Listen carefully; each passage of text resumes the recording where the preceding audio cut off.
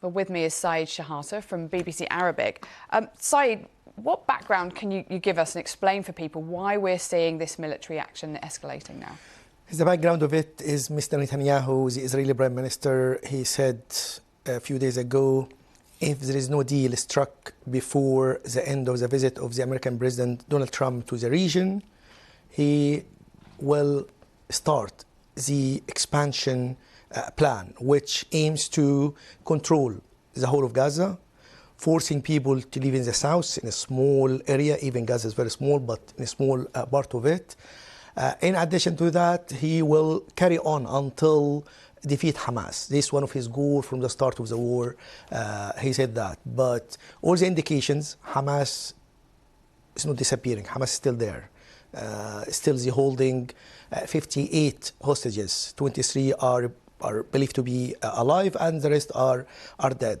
So Hamas is still there. So there is difference between the opinion and the belief of Mr. Netanyahu and the rest of the world, if we can say, because all the world leaders calling on Mr. Netanyahu to stop that, UN saying there's risk of critical famine for the whole population of Gaza. People are killed almost every day. And there is now, according to the health ministry in Gaza, there is more than 53,000 were killed, more than 100,000 were injured. Most of Gaza destroyed. So carrying on that, forcing people to move from the north to the south after they moved, according to the deal in January.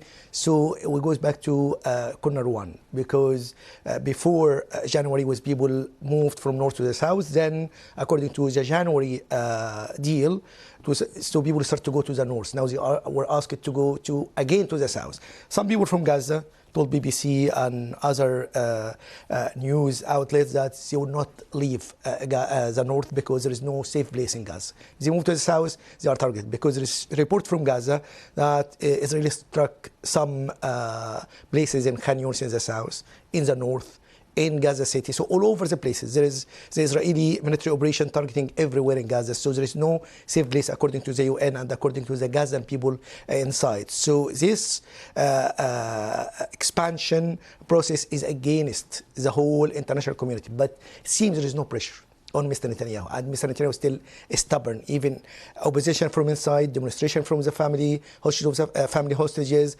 from other leaders like the French President Macron, but still the cards in the hands of Mr. Trump. He is the only one, because he managed in January to get the deal, but he is the one can convince or put pressure on Mr. Netanyahu to do that.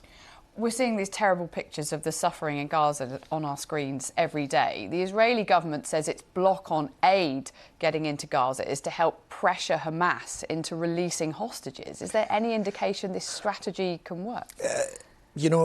Since October till now, the military pressure didn't end on releasing hostages, because hostages were released, most of them, through negotiation, through deal, because there is, in some cases, Israel trying to recover some of the hostages, but they were killed by mistake. So it ended like the hostilities ended to killing of some of the hostages. So the majority of the hostages were released through negotiation. So putting pressure on Hamas, or make the innocent people dying every day from hunger, and the pictures of children, of malnutrition and separation of families, it's devastating for the whole international community.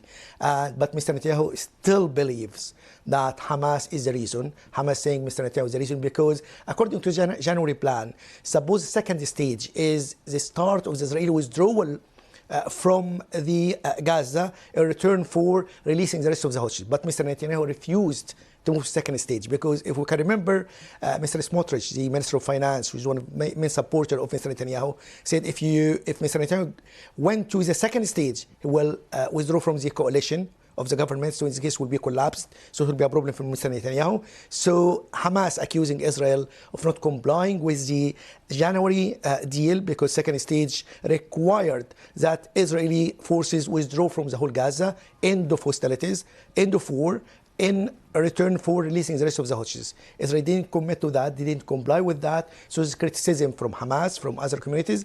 So there is another plan came out of Mr. Witkoff to release some hostages in return of stopping temporary truce. Hamas refused that because if the strongest card in the hands of Hamas is hostages, if they release them, so there is no cards in their hands. So they will not surrender that because it's their strength. So the only way for Hamas is to stick to the second stage of the January deal.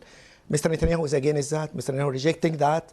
Mr. Trump seems he doesn't, or he believes that, he said he understands what happened on 7th of October. He understands the difficulty in which Mr. Netanyahu faces, but still, more pressure needs to be on Mr. Netanyahu in order to go to the second stage of January deal.